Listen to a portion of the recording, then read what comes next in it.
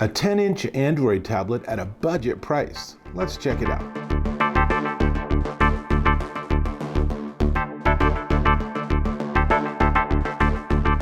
Dave Taylor here, and I'm looking at this. This is the Voger PriorPad X100 Android tablet, and you can see it's got a 10.1-inch screen. It's running Android. It has really a lot of the functionality that you're looking for in a tablet at a really budget price. Now, I'm going to give you the specs and then I'm going to give you some demos. But before I go anywhere down that road, let me ask if you could subscribe to my channel. Just a click or a tap on that red button.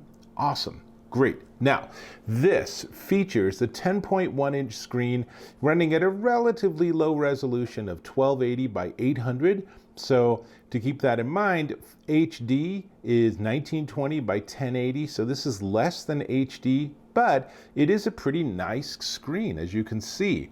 It features a quad-core 1.6 gigahertz CPU, 2 gigabytes of RAM, 32 gig of storage, a 2 megapixel front camera, an 8 megapixel rear camera, and there's even support for a micro SD card. You can slip it in right here on the top, and that'll give you up to another 128 gig of storage. And battery life, it's okay. It's a 500 milliamp hour battery, which gives you about 4 to 5 hours of use. So if you're hoping this is going to be something you can watch all those downloaded Netflix movies between New York and Tokyo, you're going to need to recharge it. There's no way that's going to work. So, supports 2.4 gigahertz and 5 gigahertz Wi-Fi networks, and it does have Android 10, but it's interesting because it's running Android Go. You probably never heard of that. That's a lightweight version of Android designed for budget and entry-level phones and tablets. So, in my experience, I didn't really notice much in the way of difference, but I guess it is not exactly a full-featured Android. Might or might not matter to you.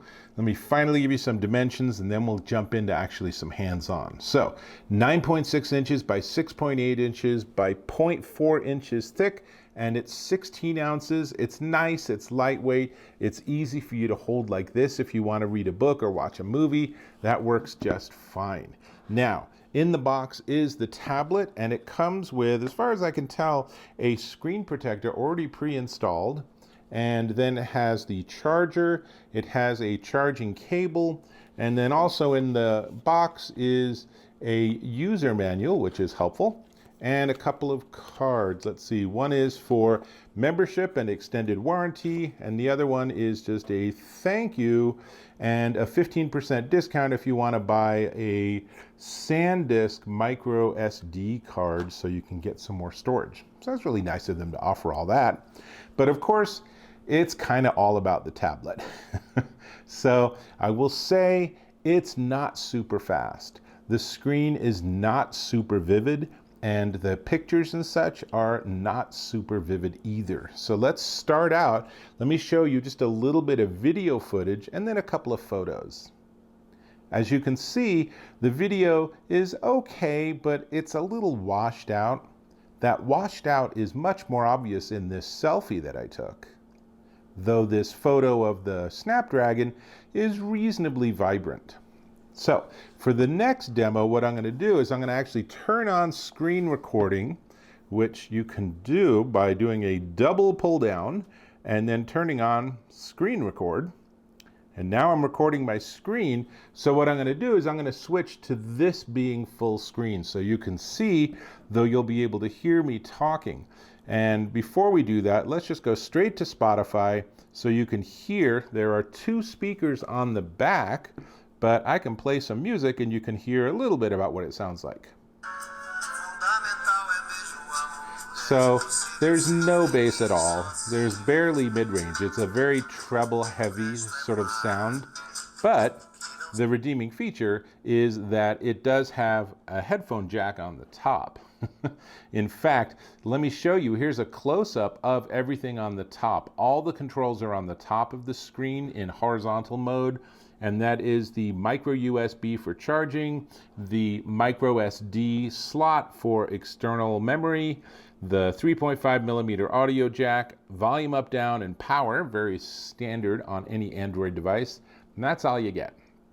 Now, There is a front-facing camera sort of off-center on the front of the display, and on the back there is a camera that is absolutely front and center.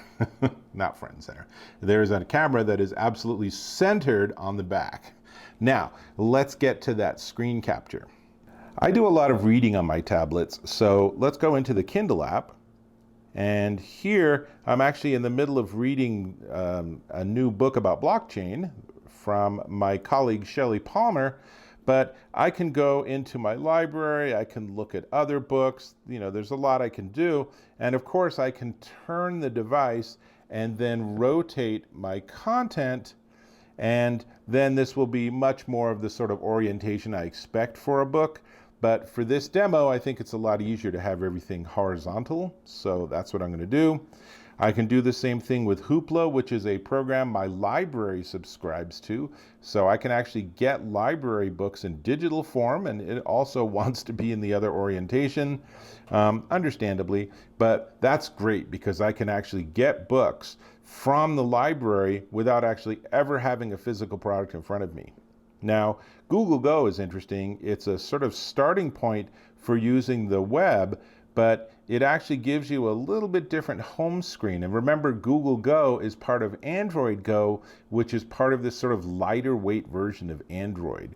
Again, this device keeps just switching back and forth between portrait and landscape. I guess you just get used to it. And then we can try going into video, but I have a feeling that it's going to turn off the recording. So I'm going to operate on the assumption that it has turned off the recording, and you can see here that I'm in HBO Max, and I can swipe up, and it's entirely functional, if a little slow. So all in all, there's lots to like about this. I mean, it is a budget device. It is low cost. It doesn't have that bright, vivid screen that you might wish you had, and it doesn't have full HD resolution with its 1280 by 800. But if you're looking for a tablet for your child or for someone as a second screen, or you just want to have something where you can prop it up and put on some sports or something, this could be a really good choice. You can use it with Zoom, and it does have that front-facing camera. It's a little bit, if I may say so, zoomed in. So you're going to find that you'll have to push it back a little ways so that you're not just like really tight on your face. But all in all, there's a lot of functionality here, and I think it's really cool that these sort of devices have become commodities and then have become incredibly inexpensive. So really all that's left to talk about then is the price. But again, I'm going to ask if you could subscribe to my channel, leave me a comment, tell me what you appreciate that I did or showed, what you wish I would have showed. Give me a thumbs up if you found this to be of value. And so we get to the price. Let me turn this around. This is the Voger PriorPad X100 Android tablet, and it is $109.99. But on Amazon just now, I saw it actually for $93.49 at Amazon.com. $93 for a 10-inch Android tablet that is entirely functional. This could be a game changer for a younger person in your household, or for you if you just want to have another screen and another option. Could it do with better battery life and a better screen? Yeah, but then your price is going to go up. So those are the trade-offs. Anyway, with that, I'm going to go back to HBO Max because there's something I want to watch. So I'll have to catch you in my next video.